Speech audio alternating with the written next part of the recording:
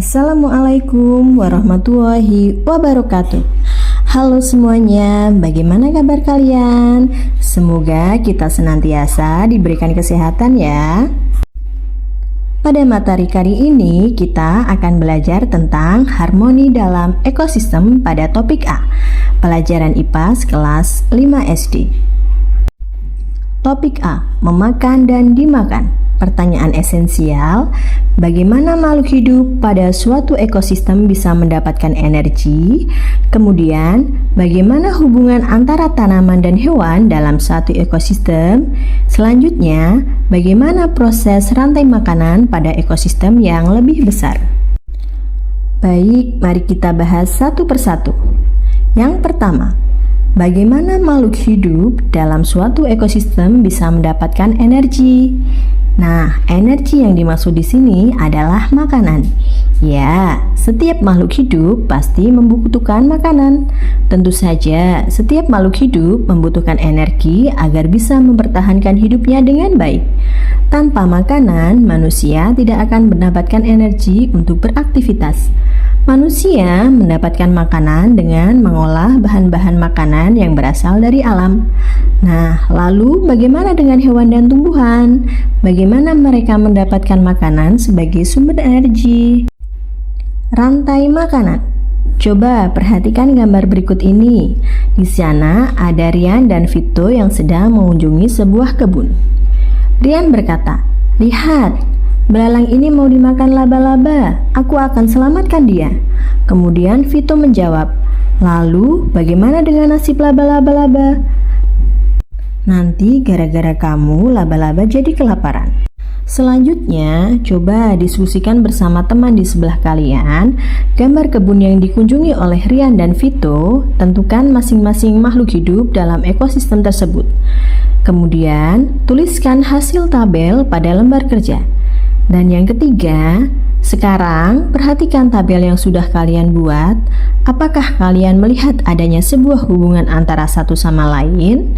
Lalu, tuliskan hubungan yang kalian temukan menjadi sebuah rantai makanan seperti di bawah ini. Komponen apakah yang cocok ditempatkan pada nomor 1, 2, 3, dan 4? Ya, komponen yang pertama yaitu sayuran, komponen yang kedua yaitu laba-laba, komponen yang ketiga yaitu belalang, dan komponen yang keempat yaitu burung. Tumbuhan disebut sebagai produsen karena dapat membuat makanannya sendiri melalui reaksi fotosintesis. Untuk melakukan ini, tumbuhan memerlukan cahaya matahari.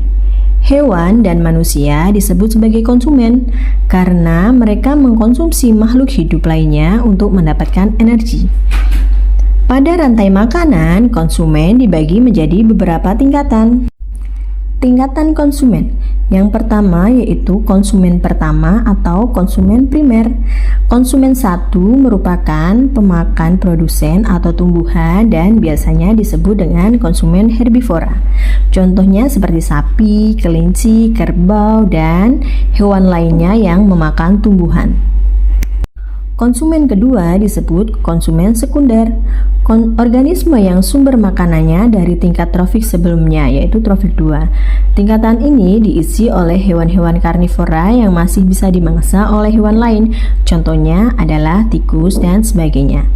Kemudian, konsumen yang ketiga disebut sebagai konsumen tersier. Konsumen ini merupakan pemakan konsumen kedua dan seterusnya.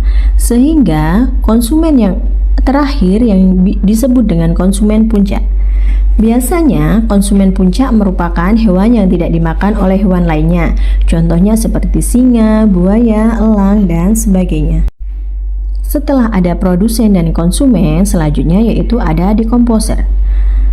Peran yang sangat penting yaitu pengurai atau dekomposer. Pengurai mengurai bangkai atau tumbuhan yang sudah mati, lalu mengembalikan nutrisinya ke dalam tanah yang akan digunakan tanaman untuk berfotosintesis. Disinilah siklus dari rantai makanan dimulai lagi. Dekomposer menguraikan senyawa organik, yaitu bangkai, daun busuk, dan sebagainya menjadi nutrisi yang tersimpan dalam tanah. Kemudian nutrisi ini akan dipakai lagi oleh tumbuhan untuk tumbuh. Dekomposer ini mendaur ulang energi sehingga rantai makanan tidak bersifat linier, namun merupakan siklus. Nah, contoh dari dekomposer ini atau pengurai yaitu ada jamur, dan bakteri pengurai. Semua makhluk hidup membutuhkan energi untuk tetap hidup. Oleh karena itu, kita membutuhkan makanan. Tanpa makanan, manusia tidak akan mendapatkan energi untuk beraktivitas. Manusia mendapatkan makanan dengan mengolah bahan-bahan makanan yang ada di alam. Lalu, bagaimana dengan hewan dan tumbuhan? Bagaimana mereka mendapatkan makanan sebagai sumber energi? Coba lihatlah gambar berikut. Ada gambar rumput, ada gambar tikus, ada gambar ular, dan ada gambar burung elang. Di sini rumput sebagai produsen karena dapat memproduksi makanannya sendiri. Kemudian tikus sebagai konsumen satu karena tikus memakan produsen. Dan yang konsumen kedua adalah ular karena ular memakan konsumen satu. Dan yang konsumen ketiga yaitu burung elang. Gambar tersebut merupakan contoh yang menunjukkan hubungan makan dan dimakan antar makhluk hidup. Sederhananya, kita bisa menggambarkan hubungan ini dalam bentuk rantai makanan sebagai berikut. Rumput dimakan oleh tikus, tikus dimakan oleh ular, dan ular dimakan oleh burung elang. Menurut kalian, apa fungsi tanda panah pada rantai makanan tersebut? Konsumen paling akhir bisa kita sebut sebagai puncak dari rantai makanan. Bagian tersebut diisi dengan hewan karnivora ataupun omnivora. Biasanya hewan ini tidak diburu oleh hewan lainnya untuk menjadi makanan. Namun umumnya mereka mati karena waktu bertarung dengan predator lainnya atau berburu makanan dan diburu oleh manusia. Ketika makhluk hidup mati, bangkainya akan membusuk dan diuraikan oleh dekomposer. Bakteri dan jamur merupakan contoh dekomposer. Hasil penguraian ini membentuk humus. Tanah yang mengandung humus sangat dibutuhkan tumbuhan untuk tumbuh dengan baik. Keberadaan dekomposer ini membantu mendaur ulang proses rantai makanan agar kembali ke tumbuhan. Dengan adanya dekomposer ini, proses makan dan dimakan dalam ekosistem menjadi siklus yang terus berputar. Nah, setelah apa yang kita pelajari tadi, kita bisa mendapatkan kosakata baru. Yang pertama yaitu produsen. Produsen itu adalah penghasil makanan. Kemudian ada konsumen, yaitu makhluk hidup yang memakan makhluk hidup lainnya.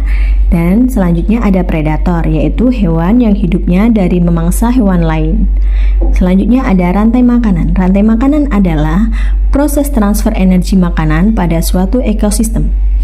Kemudian ada dekomposer, yaitu organisme atau makhluk hidup pengurai sisa-sisa bangkai hewan, tumbuhan, dan bangkai makhluk hidup lainnya. Dan selanjutnya ada humus, yaitu bahan organik yang memiliki banyak unsur hara atau nutrisi untuk tumbuhan. Mari mencoba. Sekarang kalian akan membuat ulang rantai makanan seperti sebelumnya, tetapi kalian buat dalam bentuk siklus.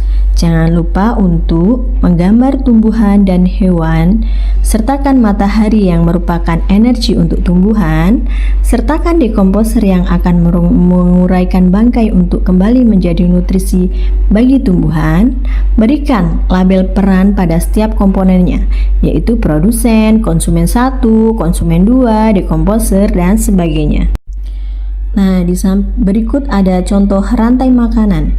Yang pertama yaitu ada rumput yang mendapatkan yang bisa membuat makanan sendiri dengan dibantu oleh matahari. Kemudian rumput dimakan oleh belalang sebagai konsumen pertama dan belalang dimakan oleh katak sebagai konsumen kedua.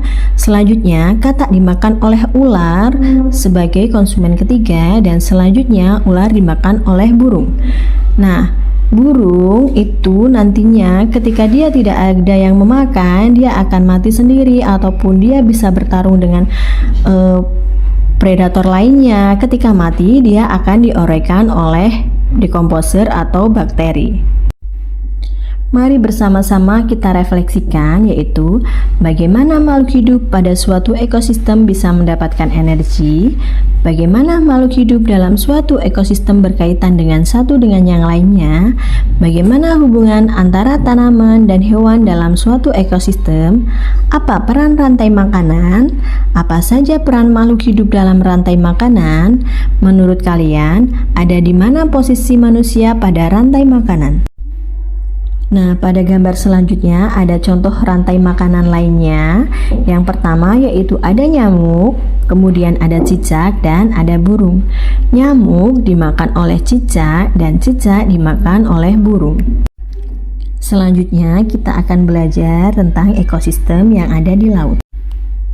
Contoh dari ekosistem di laut yaitu yang pertama ada fitoplankton atau tumbuhan-tumbuhan kecil yang ada di laut, kemudian ada zooplankton ataupun hewan-hewan kecil yang ada di dalam laut.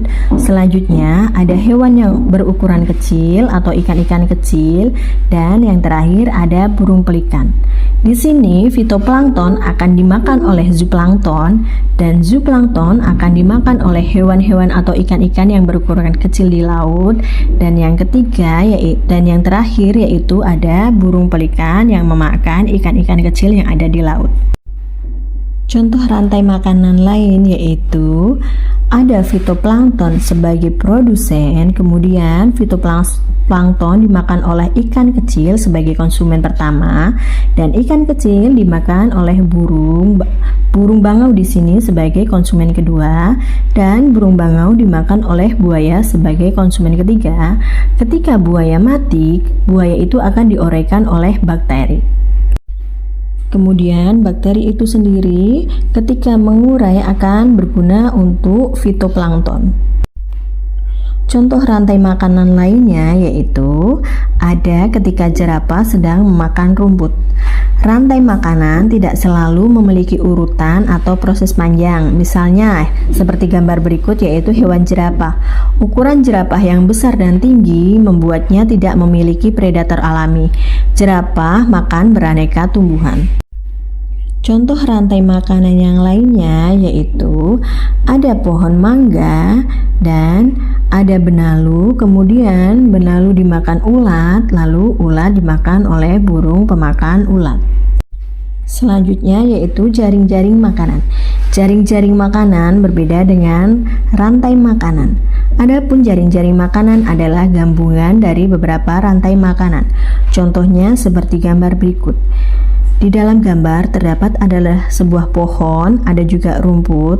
Pohon itu bisa dimakan oleh rusa, sedangkan rumput bisa dimakan oleh tikus, rumput itu bisa juga dimakan oleh belalang, lalu belalang dimakan oleh katak, dan katak bisa dimakan oleh burung elang. Kemudian ketika tikus memakan rumput, tikus itu juga bisa dimakan oleh burung elang. Lalu ketika pohon atau rumput dimakan oleh rusa, kemudian rusa dimakan oleh ular, dan ular bisa dimakan oleh burung elang. Nah, cukup sekian untuk pembahasan materi kali ini. Semoga kita bisa bertemu lagi dengan pembahasan materi lainnya. Terima kasih. Wassalamualaikum warahmatullahi wabarakatuh.